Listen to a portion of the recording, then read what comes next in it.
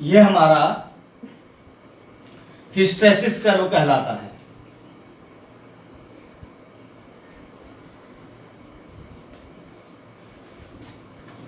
हिस्टैसिस curve ये बहुत बार exam में आया हुआ है।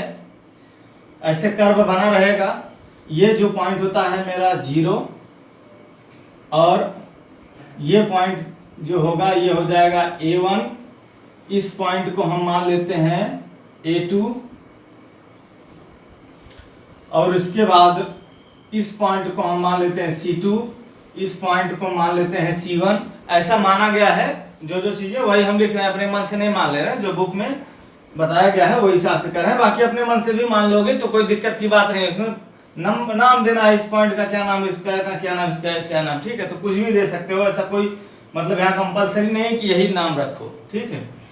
ये वाला पॉइंट मेरा जहाँ जो ये कट हो रहा है, ये पॉइंट मेरा हो जाएगा R1 और यहाँ पर जो ये कट हो रहा है ये पॉइंट हो जाएगा R2।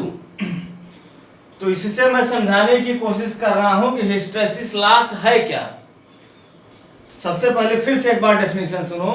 आर्मेचर कोर के या कोई भी कोर के, ट्रांसफार्मर कोर की बात कर लो चाहे आर्मेचर कोर की बात कर लो, तो किसी भी कोर के बार बार चुंबकित और विचुंबकित होने में वैद्युतिक शक्ति की जो खपत होती है उसे हिस्टैसिस लॉस कहते हैं। एक बार मैं थोड़ा लिख भी दे रहा हूं।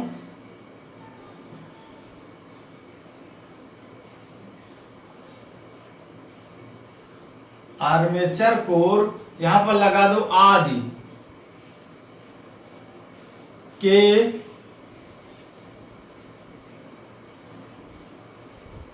बार बार चुंबकित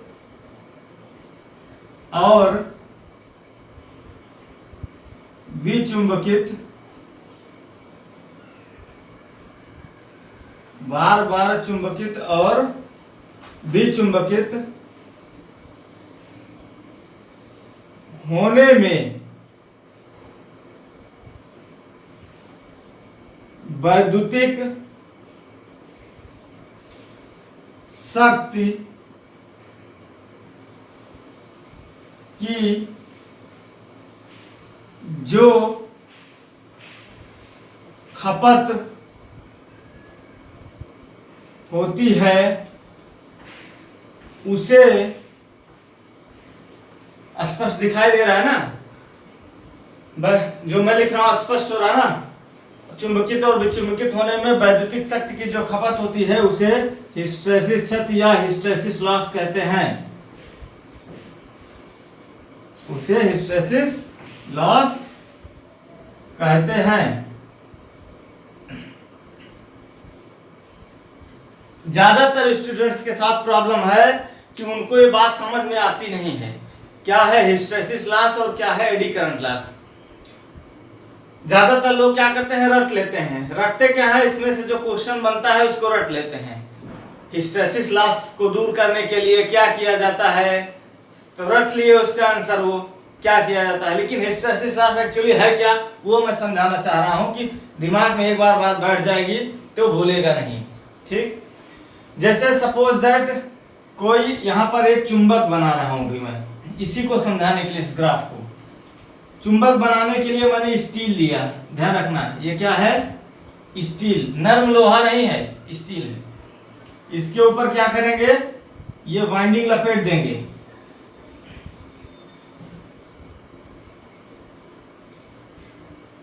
वाइंडिंग लपेट के क्या करेंगे, सप्लाई भी देंगे उसको, ठीक ना।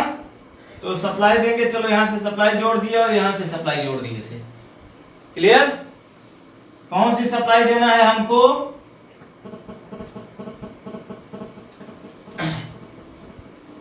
हमको यहां पर कौन सा सप्लाई देना है, डीसी सप्लाई।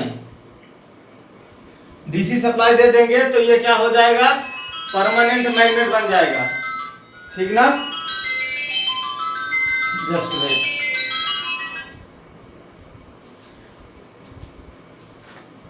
डीसी सप्लाई से जब हम जोड़ देंगे तो ये परमानेंट मैग्नेट हो जाएगा और उसमें ये पोलरिटी बन जाएगी यन और इधर बन जाएगी एस। ऐसा हम मान लिए कि इधर यन बन गया इधर एस बन गया ना। तब इसमें कोई हिस्टैसिस लॉस नहीं होगा। ध्यान देने की बात है, इसमें कोई हिस्टैरिसीस लॉस नहीं होगा क्योंकि ये डीसी सप्लाई से बना हुआ मैग्नेट है। अगर मैं एसी को एसी सप्लाई से जोड़ दूंगा, इसको मैं मान रहा हूं कि जो स्टील लिया हुआ है, स्टील का रॉड, ये इसको मैं मान रहा हूं कि ये कोर है। क्या है? कोर है, कई पत्तियों से मिलके बना हुआ है। ये जो रॉड लिया हुआ है इसको सॉलिड रॉड नहीं मान रहा हूं, क्या मान रहा हूं? कोर है, कई पत्तियों को, स्टील की कई पत्तियों को जोड़ करके बनाया गया है, रिविट करके बनाया गया है, पंच करके। ठीक, उसके ऊपर मैंने ये बाइंडिंग लगा दिया, डीसी सप्लाई दिया तो परमानेंट मैग्नेट बन गया, माने कि डीसी सप्लाई दिया तो मैग्नेट बन गया। कैसा? कि ऐसा मैग्नेट जिसकी पोलरिटी फिक्स है, चेंज नहीं हो रही पोलरिटी, यानी इधर हो गया या इधर हो गया। जब डीसी सप्लाई हटा लूंगा तो क्या होगा? इसका मैग्नेट का गुण समाप्त हो जाएगा ना, यही तो होना चाहिए, इसका मैग्नेट का गुण समाप्त हो जाएगा। लेकिन इसमें क्योंकि ये स्टील है, नरम लोहा नहीं है, डीसी सप्लाई जब मैं हटा भी लूंगा तो भी इसमें मैग्नेट का गुण समाप्त नहीं होगा, कुछ ना कुछ मैग्नेट छूट जाएगा। जैसे अच्छी क्वालिटी का टेस्टर ले आओ, पेचकस ले आओ, तो उसमें देखो, उससे जब किसी पेंच वगैरह को खोल रहे होते हो तो उसमें चिपक जाता है वो पेंच। उसमें क्या क्या रीजन रहता है? उसमें अवशिष्ट चुंबकत्व तो बचा रह जाता है। उसमें कैसे बचा रह जाता है? वो नरम लोहा नहीं है, वो मिक्स एलॉय है, जिसमें कि आयरन भी है, कोबाल्ट भी है, निकिल भी है।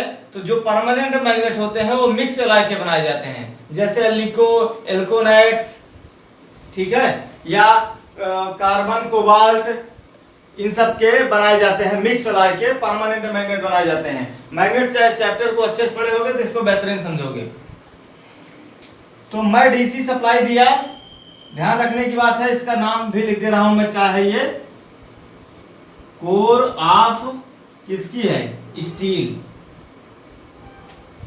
ठीक, अगर यही कोर ऑफ स्टील है, अगर यही जगह पर नरम लोहे की कोर होती और मैं डीसी सप्लाई देता तो चुंबक बन जाता, जैसे ही सप्लाई हटाता तो चुंबक समाप्त हो जाता, फिर उसमें कुछ भी रेजिडुअल मैग्नेट नहीं रह जाता। लेकिन क्योंकि ये कोर जो है वह स्टील की है, ठीक ना, तो स्टील में कुछ ना कुछ रेजिडुअल मैग्नेट रह जाता है, क्योंकि स्टील में कुछ ना कुछ, आयरन में ही, स्टील क्या है? आयरन का ही एक पार्ट है, आयरन में कुछ मिलावट करके स्टील बनाया जाता है, स्टील कोई अलग चीज थोड़े ना है। तो जब मिक्स कर दिया जाता है आयरन में, दो अन्य धातुएं मिक्स कर दी जाती हैं, स्टील में जंग नहीं लगता है, आयरन में लग जाता है। तो यही चीज बताना है कि स्टील जो होता है आयरन का ही एक पार्ट है, आयरन को में ही कुछ और मटेरियल से मिला करके स्टील बनाया जाता है, ठीक ना। तो स्टील में क्या होता है? रेजिडुअल मैग्नेट का गुण होता है। अगर एक बार मैं सप्लाई दे दूंगा यहां से डीसी सप्लाई, तो क्या होगा? एक बार डीसी सप्लाई दे दूंगा तो यह चुंबक बन जाएगा। जैसे ही सप्लाई हटा लूंगा फिर भी इसमें कुछ ना कुछ चुंबक रहेगा। तुम लोहा वगैरह को टेस्टर पेचकस ले जाओगे इसके पास तो चिपकाने की कोशिश करेगा, ठीक। यही अगर नरम लोहा होता तब जितनी देर तक सप्लाई रहती उतनी देर तक यह चुंबक रहता। जैसे ही सप्लाई हटा लेते इसका सारा का सारा चुंबकत्व तो समाप्त हो जाता। पुअर क्वालिटी के टेस्टर पेचकस ले आओ जो 20 रुपया में मिल जाते हैं, वो कभी पेच को अपने में चिपकाते नहीं हैं, और ज्यादा तेजी से टाइट वाइट कर दिए किसी बोल्ट वोल्ट को, मतलब पेच को कस दिए तो मुड़ भी जाते हैं, ठीक है ना। तो वो नरम लोहा होता है। क्या होता है? नरम लोहा। नरम लोहे में रेजिडुअल मैग्नेट नहीं रहता है। यह बात बिल्कुल ध्यान में रखने की आवश्यकता है। क्लियर बात? अब इस ग्राफ को हमें इसी से समझना है। अगर मैं एसी सप्लाई दे दिया, चलो डीसी पर पहली बात तो जान लीजिए कि हिस्टैरिसीस लॉस होता ही नहीं है। क्यों नहीं होता अभी समझ में आ जाएगा। अभी हम कह रहे हैं एसी पर हिस्टैरिसीस लॉस होता है। अब मैं एसी सप्लाई दे रहा हूं, दे दिया एसी सप्लाई दूंगा तो क्या होगा? एसी के बारे में सर्वविदित है, बार बार बताने की आवश्यकता नहीं है कि एसी में फ्रीक्वेंसी होती है हाफ साइकिल पॉजिटिव कला में, हाफ साइकिल निगेटिव कला में, और बीच में एक बार जीरो होती है। तो जब एसी से जोड़ूंगा तो जब एसी अपने पॉजिटिव कला में होगी तो यह पोल मान लीजिए कि N बना है और यह पोल S बना है, ऐसा हमने मान लिया। तो अगले ही साइकिल में जब एसी अपने निगेटिव फेज में जाएगी तो यही पोल जो है, क्योंकि करंट का डायरेक्शन यह चेंज हो जाएगा, यही पोल तुरंत ही क्या बन जाएगा, यस बन जाएगा, और ये पोल यन बन जाएगा ना। और यह कितनी तेजी से होगा, 1 सेकंड में भाई एसी कितना चलती है, 1 सेकंड में 50 एसी का फ्रीक्वेंसी होता है, तो 1 सेकंड में 50 बार ये चीज होगी, माने 1 सेकंड में 50 बार या यन बनेगा, फिर यस बनेगा, फिर यन बनेगा, फिर यस बनेगा, ये वाला यस बनेगा, यन बनेगा, फिर यस बनेगा, फिर यन बनेगा, ये कांटे 1 सेकंड में 50 बार एक प्रक्रिया होगी, ठीक है ना। तो जब 1 सेकंड में यह प्रक्रिया 50 बार होगी, तो अब यहां ध्यान से एकदम अटेंशन में रखना दिमाग को। पहली बार में मान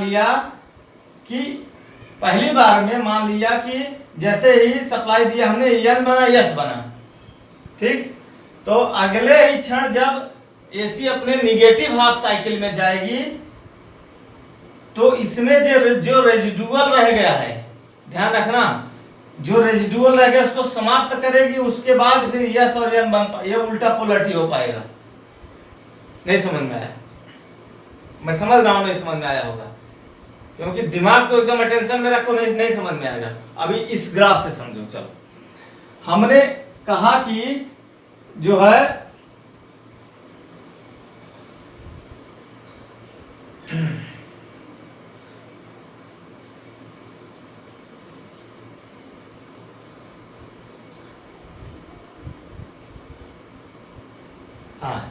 इसी ग्राफ से समझो, बेहतर समझोगे। 0 ये पॉइंट है, 0 का मतलब अभी जो है करंट फ्लो नहीं हो रही है, ठीक ना। ये इस डायरेक्शन में दिखा दो प्लस एच इस डायरेक्शन में, और इस डायरेक्शन में दिखा दो माइनस एच। प्लस एच का मतलब होता है ये चुंबकन बल है, चुंबकन बल का प्रतीक चिन्ह एच होता है।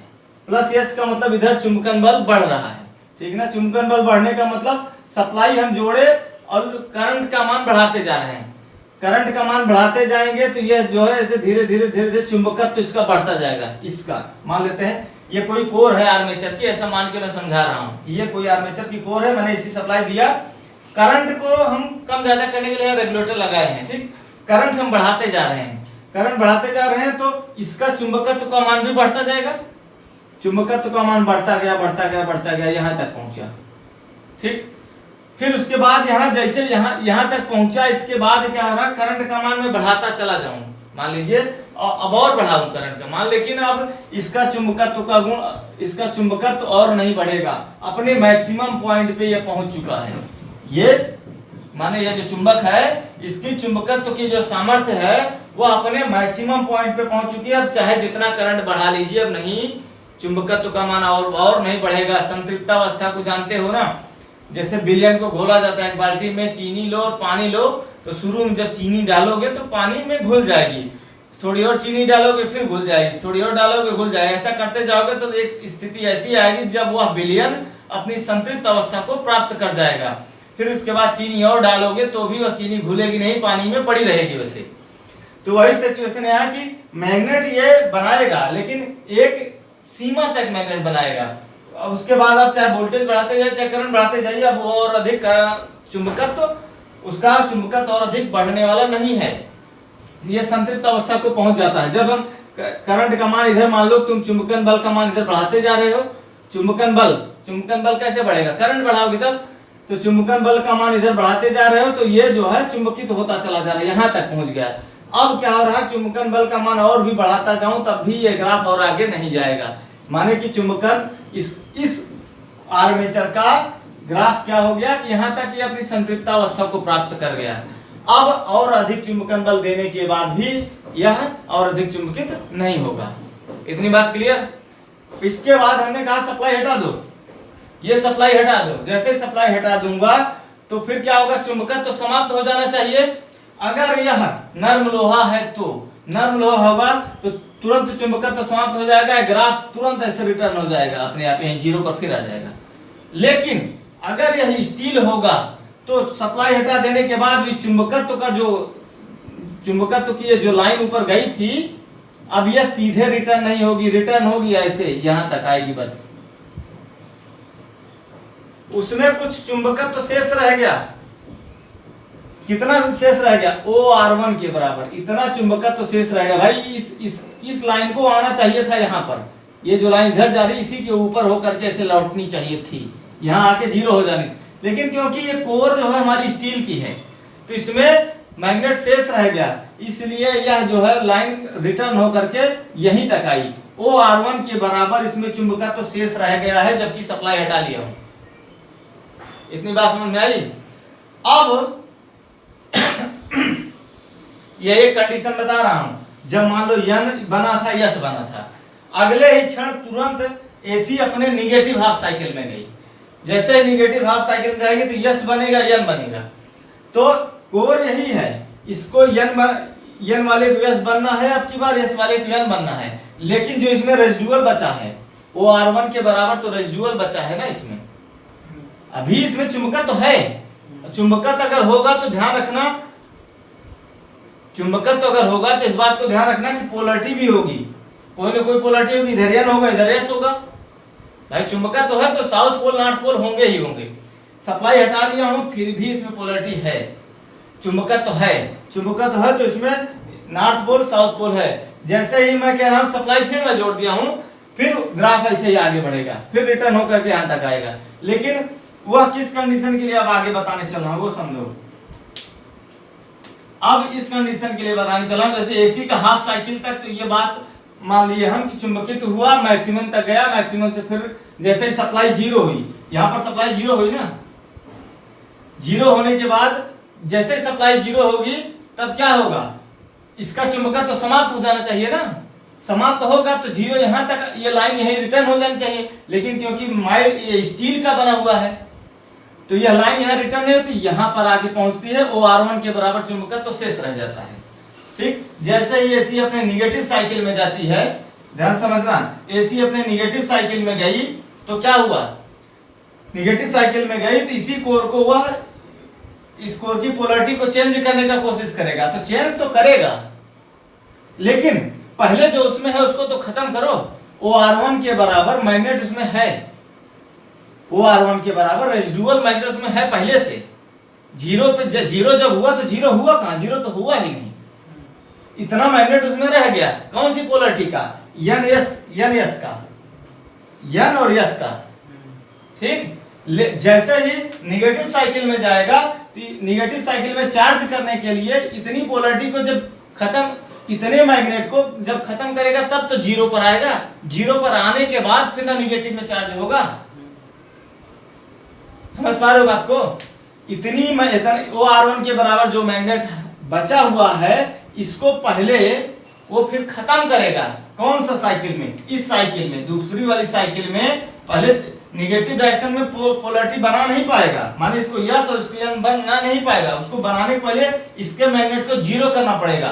तो इसके मैग्नेट OR1 के बराबर जो मैग्नेट इसमें रह गया है उसको 0 करेगा, 0 पर यहाँ पर इस लाइन पर आकर यहाँ 0 होगा, यहाँ C2 पर, यहाँ थोड़ा सा मार्कर चल नहीं रहे, C2 पर 0 होगा। अब इसके बाद यहां से ये निगेटिव डायरेक्शन में चार्ज होना शुरू होगा, यानी कि अब S बनेगा, N बनेगा। तो OR1 के बराबर मैग्नेट को समाप्त करने में R1C2 के बराबर एनर्जी लॉस हुआ, R1C2 के बराबर एनर्जी लॉस हुआ इतने मैग्नेट को समाप्त करने के लिए। नहीं तो अगर यही नरम लोहा होता अगर, तो यह ग्राफ सीधे जैसे ही सप्लाई 0 होती, ये सप्लाई 0 होती तो क्या होता, ये ग्राफ तुरंत यहीं 0 आ जाता लौट के, और फिर निगेटिव डायरेक्शन में यहीं से फिर उल्टा निगेटिव डायरेक्शन में इधर से मतलब चार्ज होना शुरू हो जाता है, यानी कि यह N बन जाता। तो इसमें कोई भी हिस्टैरिसीस, नरम लोहे में हिस्टैरिसीस लॉस होता ही नहीं। फिर नरम, अगर तुमसे कोई पूछे कि नरम लोहे में हिस्टैरिसीस लॉस होता है तो नहीं होता है, स्टील में होगा, स्टील वाली कोर में, आर्मेचर में होता है, ट्रांसफार्मर कोर में होता है, क्योंकि वहां पर जो है क्या लगा रहता है, सिलिकॉन स्टील का कोर होता है। ठीक है,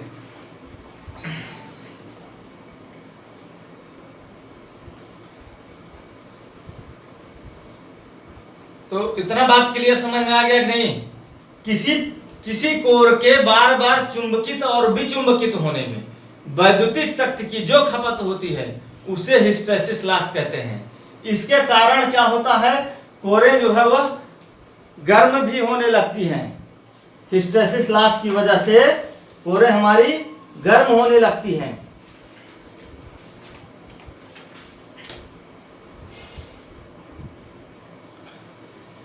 और अगर यह ग्राफ भी बार बार पूछा जाता है, ठीक है ना, और इधर देखो, इसीलिए इधर प्लस एच लिखा है, इधर माइनस एच, माने कि यह विपरीत दिशा में चुंबकन बल लग रहा है। ठीक, यह पॉजिटिव दिशा में चुंबकन बल, यह विपरीत दिशा में चुंबकन बल लग रहा है, इसलिए इसको माइनस एच दिखा दिया गया है। अब यहां तक इस ग्राफ को और समझोगे तो क्या होगा, विपरीत दिशा में मैक्सिमम तक चुंबकित होगा, विपरीत दिशा में मैक्सिमम तक यहां तक चुंबकित होगा, फिर उसके बाद डाउन होना शुरू होगा, फिर डाउन होना शुरू होगा। तो डाउन तो होगा, लेकिन क्या होगा, मैग्नेट उसका फिर कुछ ना कुछ शेष रह जाएगा, जीरो, यानी कि यहाँ पर जब आएगा फिर जीरो हो जाएगा ना, फिर अगला साइकिल स्टार्ट होगा।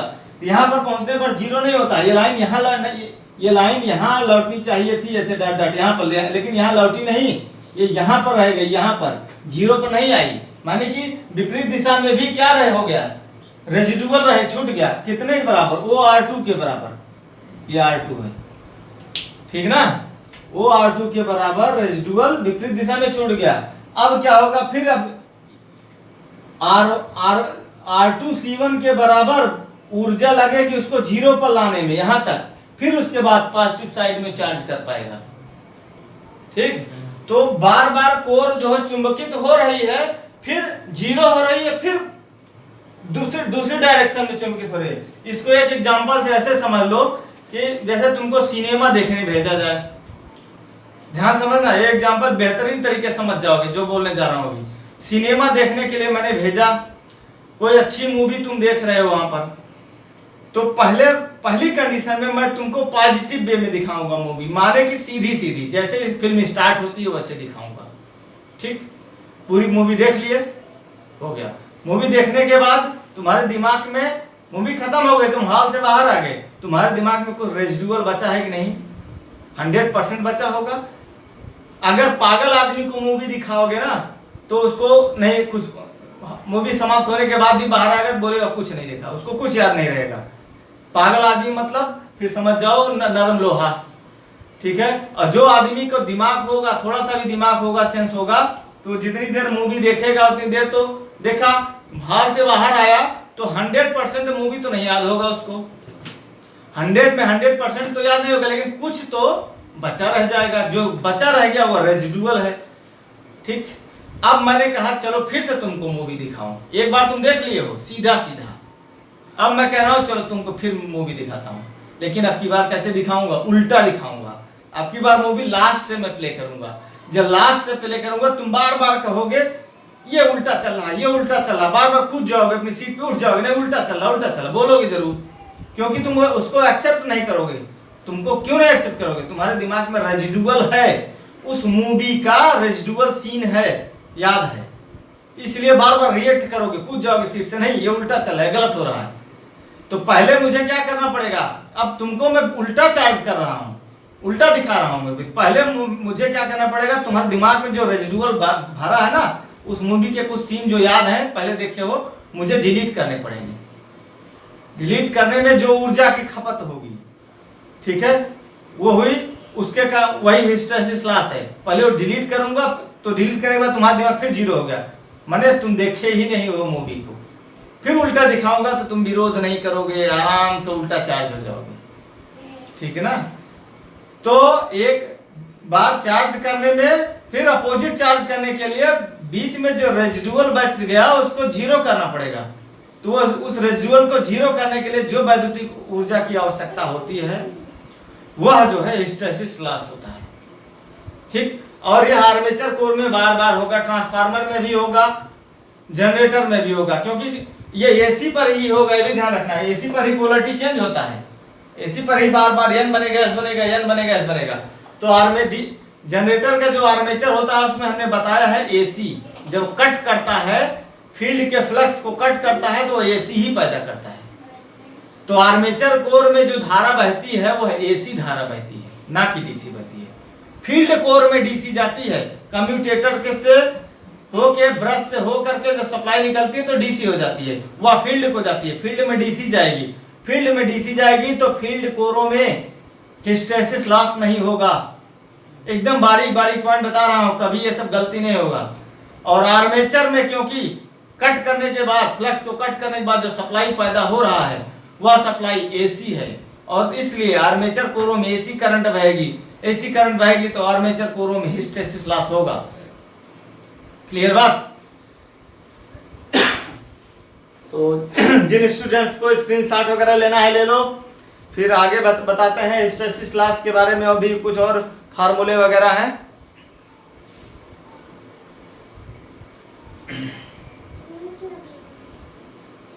B silent for 5 minute only. मिटा लेते हैं फिर। समझ में आया है ना? कोई डाउट तो नहीं ना? कोई डाउट हो तो पूछ सकते हो भी। किसी दिन ये प्रैक्टिकल कराते हैं, हम ले आते हैं तार थोड़ा सा और बैटरी ले आते हैं, ठीक है। एक मैग्नेट बनाते हैं, मैग्नेट बनाते हैं, उसका मैग्नेटिक लाइन ऑफ फोर्स जो चुंबकीय बल रेखाएं होती हैं जिनको फ्लक्स बोलते हैं, फ्लक्स वगैरह का डेमोन्स्ट्रेशन करते हैं, दिखाते हैं आप लोगों को वीडियो पे। बाकी ऑफलाइन स्टूडेंट्स सामने देखना। चलिए, तो लौह क्षति, ताम्र क्षति पिछली क्लास में हो गया था। आज वाली क्लास में लौह क्षति का 2 पार्ट होता है। लौह क्षति का 2 पार्ट होता है। पहला होता है हिस्टैरिसीस लॉस, दूसरा होता है iron loss, sorry eddy current loss. तो हिस्टैरिसीस लॉस का जो फार्मूला है वह बहुत बार पूछा गया है, इसलिए इस फार्मूले को भी याद कर लो। WH is equal to eta Bm to the power 1.6 eta Bm, छोटा सा m रहेगा, Bm to the power 1.6। Bm का मतलब क्या हो गया? B क्या होता है? चुंबकीय फ्लक्स घनत्व होता है। B क्या है? चुंबकीय फ्लक्स घनत्व। इंग्लिश में बोलेंगे मैग्नेटिक फ्लक्स डेंसिटी। बहुत बार इसका मात्रक पूछा जाता है। तो m का मतलब होगा मैक्सिमम, माने अधिकतम चुंबकीय फ्लक्स घनत्व। ईटा जो है हिस्टैरिसीस नियतांक है। Eta Bm to the power 1.6 F into B, F into B. F क्या है? फ्रीक्वेंसी हो गया, और B क्या है? कोर का आयतन। B क्या है? कोर का आयतन घन मीटर में। बिल्कुल याद रहनी चाहिए इसमें सारी बातें आपको। WH क्या हो जाएगा? H for hysteresis, W for watt. Loss जो निकलेगा, लॉस का मतलब हिस्टैरिसीस लॉस जो निकलेगा वाट में निकलेगा, कितने वाट का लॉस हो रहा है, इसीलिए वाट हिस्टैरिसीस, ठीक है। WH का मतलब हुआ hysteresis loss. HYS TERESIS hysteresis loss किसमें? इन वाट, वाट में, ठीक। दूसरा ईटा के बारे में क्या लिखेंगे? हिस्टैरिसीस नियतांक, या नियतांक को इंग्लिश में क्या बोलते हैं? Hysteresis constant. इंग्लिश जरूर पता रहनी चाहिए, नहीं तो एग्जाम में ना इतना अच्छा हिंदी रख देता है, समझ में आएगा नहीं। और जो आगे की क्लासेस पढ़ोगे, डिप्लोमा करोगे, बीटेक करोगे, तो सब जगह अच्छी अच्छी जो बुक्स होती हैं इंग्लिश में ही मिलती हैं। ITI लेवल पे तुमको हिंदी का बुक मिल रहा है, डिप्लोमा लेवल पे हिंदी का बुक जो मिलेगा पढ़ने को, तो बहुत ही त्रुटियां होती हैं। डिप्लोमा लेवल पे जो भी हिंदी की बुक्स हैं उसमें बहुत ही त्रुटियां, इतनी त्रुटियां हैं कि अगर कितने बच्चे तो समझ नहीं पाते हुए गलत सलत पढ़ डालते हैं। तो इंग्लिश वाली जो बुक्स होती हैं वो राइट रहती हैं, तो इंग्लिश को जरूर ध्यान में रखने की जरूरत है। सारे जो मेन हेडिंग्स हैं वो सब इंग्लिश में जरूर ध्यान में रखो। ईटा हिस्टैरिसीस कांस्टेंट, और Bm क्या हो गया? Magnetic flux density. Magnetic flux density किसमें होता है? चुंबकीय फ्लक्स घनत्व किसमें होता है? इन, इसका मात्रक भी हो, बोलिए, इन वेबर प्रति मीटर स्क्वायर। वेबर प्रति मीटर स्क्वायर भूलना मत, बहुत बार पूछा गया एग्जाम में। अगला एफ हो गया आपका फ्रीक्वेंसी। फ्रीक्वेंसी किस में होता है? हर्ट्ज में। ये फ्रीक्वेंसी इन हर्ट्ज यानी कि एच जेड में। उसके बाद वी है, वी फॉर वॉल्यूम, कोर का आयतन, वॉल्यूम ऑफ कोर किसमें होता है? आयतन का मात्रा क्या होता है? Volume of core. घन मीटर में, मीटर क्यूब यानी कि ऐसे लिखो इन मीटर क्यूब, घन मीटर। इधर देखो, जैसे यम लिखा हुआ है तो यम को हम क्या पढ़ते हैं? यम स्क्वायर, ठीक। और सॉरी, यहां हमारा बताने का मतलब यह है कि जैसे यम के ऊपर ये लगा है, इसको यम के ऊपर 2 लगा है तो इसको हम पढ़ते हैं यम स्क्वायर। यम के ऊपर अगर 3 लगा है तो इसको हम क्या पढ़ते हैं? यम क्यूब पढ़ते हैं, या फिर इसको घन मीटर पढ़ेंगे। इसको पढ़ेंगे वर्ग मीटर, हिंदी में इसको पढ़ेंगे वर्ग मीटर। 2 को वर्ग कहा जाता है, 3 को घन कहा जाता है, ठीक है ना। 3 लगा रहेगा तो घन मीटर, या क्यूब भी बोला जाता है, क्यूबिक मीटर। घन मीटर या क्यूबिक मीटर। इसके बाद नेक्स्ट पॉइंट हमारा क्या आएगा? Iron loss.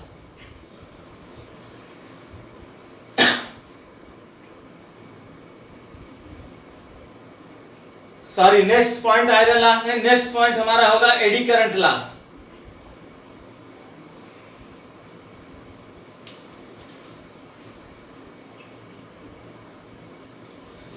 नेक्स्ट पॉइंट हमारा क्या है? Eddy current loss.